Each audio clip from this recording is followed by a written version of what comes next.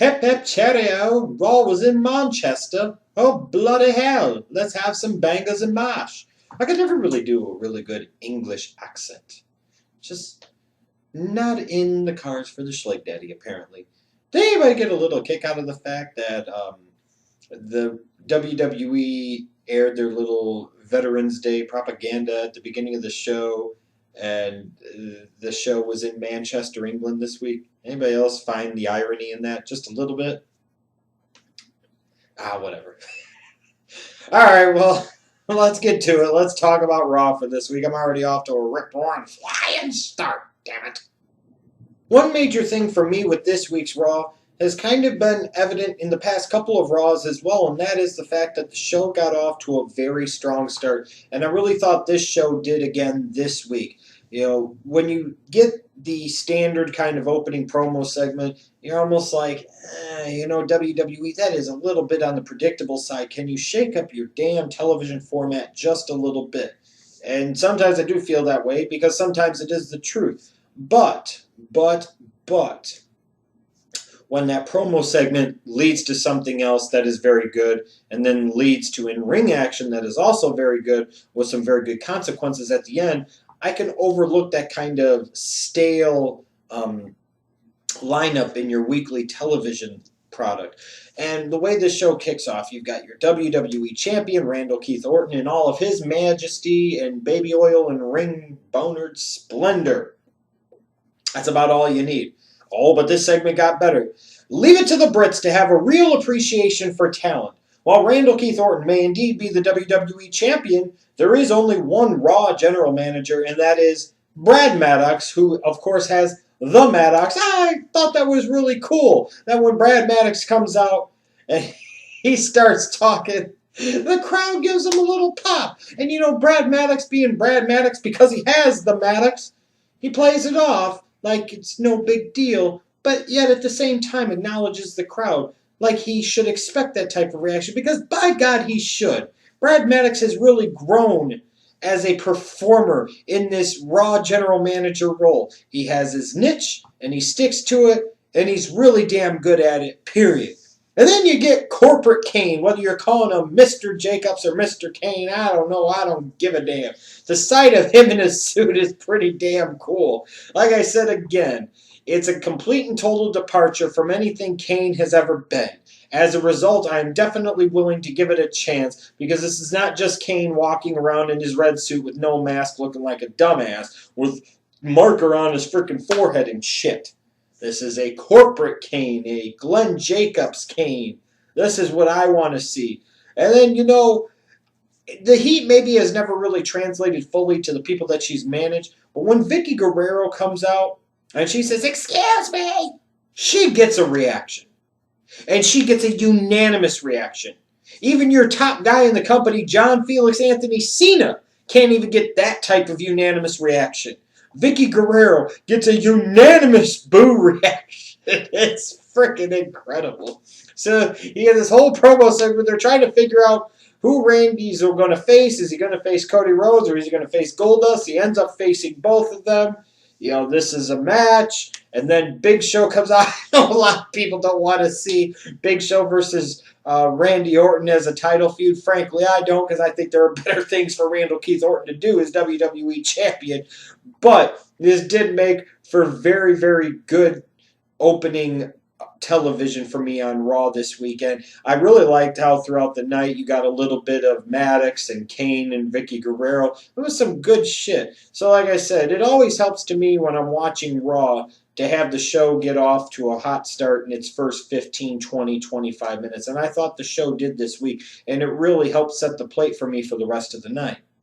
One major thing that stood out to me throughout the course of the night on this show were the characters that represented and symbolized to me missed opportunities by the WWE. You look at the Real Americans; they're facing off 2-on-1 against John Cena in a handicap match. I'm looking at Cesaro and I'm like, by God, his Cesaro swing gets a huge reaction. He probably needs to turn babyface. It should have already happened, or you should already be leaning towards that direction. But it seems like the WWE at this point has no immediate plans to do so. They may at some point in time down the road, but it doesn't look like it's immediately going to happen, and it needs to immediately happen. Because let's face it, the real Americans, frankly, are a nothing at this point. They really are. They're a nothing. But Cesaro could be something. And they need to capitalize on the momentum that he's generated from his awesome-ass Cesaro swing finishing maneuver and the other in-ring work that he has. I mean, he's actually a very skilled, accomplished in-ring performer. He can entertain the people with his work in the ring, and now you've finally given him some sizzle with the Cesaro swing, so you're going to try and make us continue to boo him, because that makes a lot of sense. You look at Ryback and R-Truth. They had Ryback lose to R-Truth. When you want to talk about missed opportunities over the past couple of years, people talk about like Wade Barrett in the Nexus. And where was Wade Barrett this week, by the way? You look at these guys and you say, what the fuck were they doing? And you look at Ryback, and that's exactly what you think is, what the fuck were you doing? And now, what the fuck are you doing? This is horrible. I can't wait till they bring in Goldberg and have him face Ryback at WrestleMania, because at least that'll be something for Ryback to do and something that could be very productive for him. Other things that stood out to me in terms of characters and missed opportunities. Remember back when Drew McIntyre was supposed to be Vince's chosen one? What the hell ever happened with that? Now he's sitting there and wearing Union Jack pants, wrestling in a match with Heath Slater and Jinder. Oh, Christ. Again, as I'm talking about before, a missed opportunity. Another missed opportunity I think could potentially be Los Matadores. These are guys that have something unique going with them. They're masked luchadors. You don't have Sin Cara. You don't have Rey Mysterio right now. They're kind of in their own little thing, doing their own little thing. You've got El Torito, who is entertaining as piss, frankly. They've got a great kind of cinematic, theatrical entrance. They do some nice stuff. And they've got Ole, which the people should be able to get behind. They should be doing a better job of trying to get the people behind these guys, where if you've already got the yes chance going with Daniel Bryan, what the hell is wrong with having the Ole chance going for Los Matadores?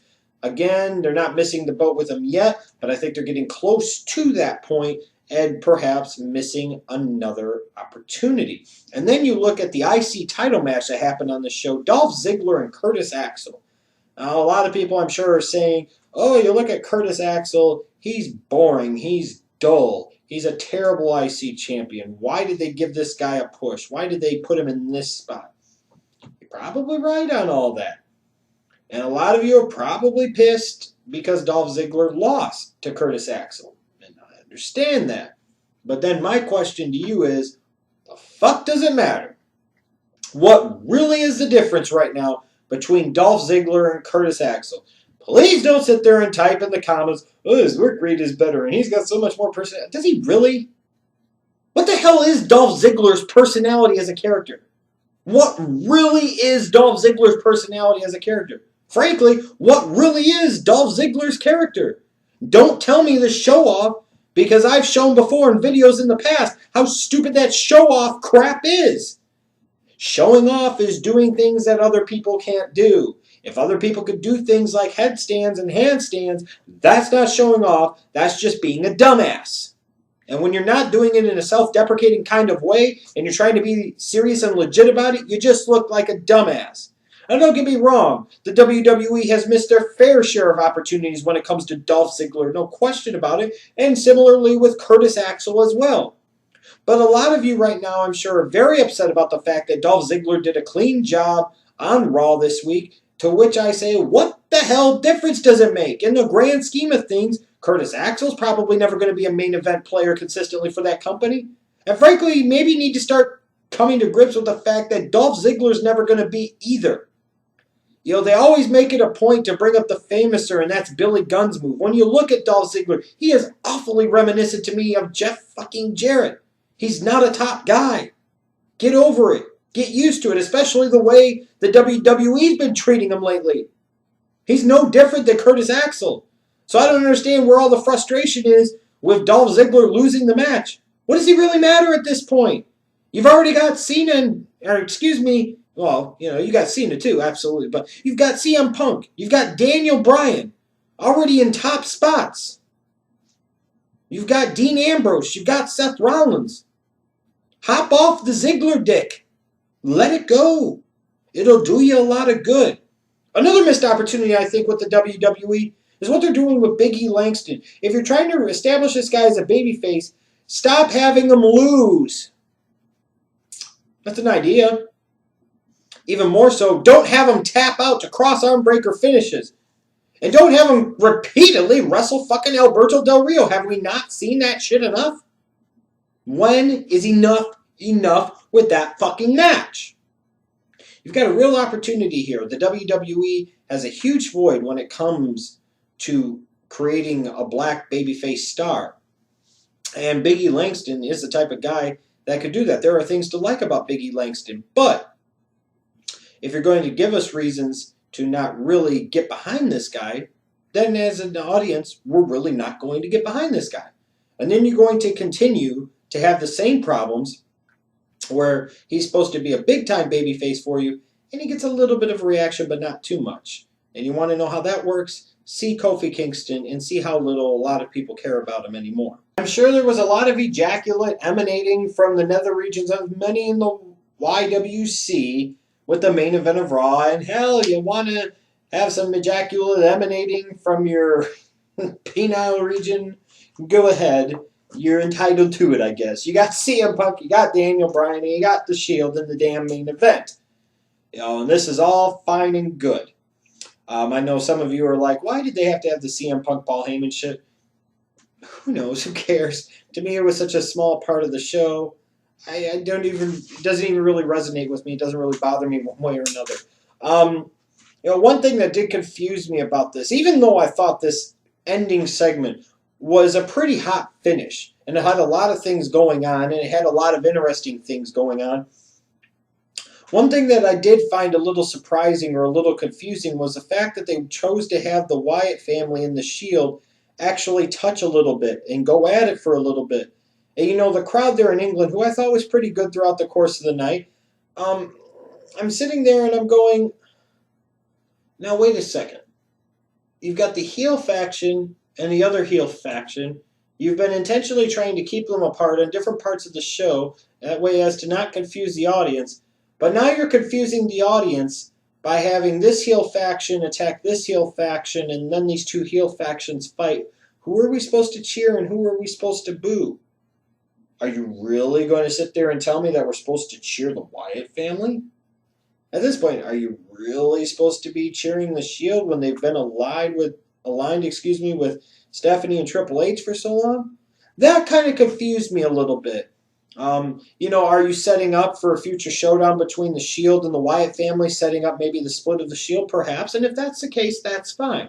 But I just thought that was a little bit confusing in terms of you're having the two heel factions touching here. And then when you kind of got the old helter-skelter kind of dusty finish to the show, I actually thought it was pretty good. You're apparently setting up a monster major Survivor Series tag match, whether that be a 4-on-4 tag or a 6-on-6 tag. And if that's what this segment was being done to do, was to set up some monster Survivor Series tag match, then good. Then I'm all for it.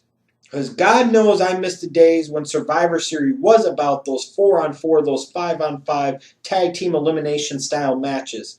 I miss those days when Survivor Series was all about those tag matches, or the majority of the show was those tag matches. Not the days now where you just get one of those tag matches on Survivor Series. That's a point of fucking Survivor Series.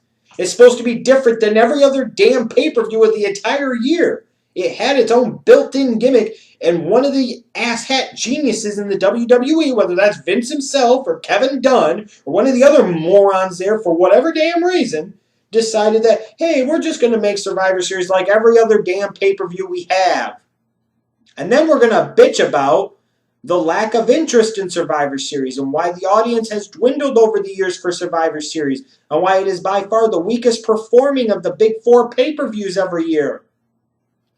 It's because instead of having a pay-per-view full of those type of tag matches, which made Survivor Series special, you have one of them. Doesn't make much sense. And then you bitch about it and wonder why your audience has dwindled for that. Gee, I wonder why. As far as Raw this week, I thought it was a solid show. I really did. I thought it did some good things in terms of ramping up my excitement in a few weeks for Survivor Series. Even though I'm still an old school WWE cat and I get amped up myself on my own usually for the big four pay-per-views, when it comes to Survivor Series, the WWE usually has to do a little bit more to get me excited for that event because they've done so much over the years to whittle away at the importance and significance of that all-important pay-per-view. That's the second of the big four pay-per-views. That came along before the Royal Rumble. That came along before SummerSlam. After WrestleMania, it was Survivor Series. And I hope this year's Survivor Series is going to be a good show. I really do.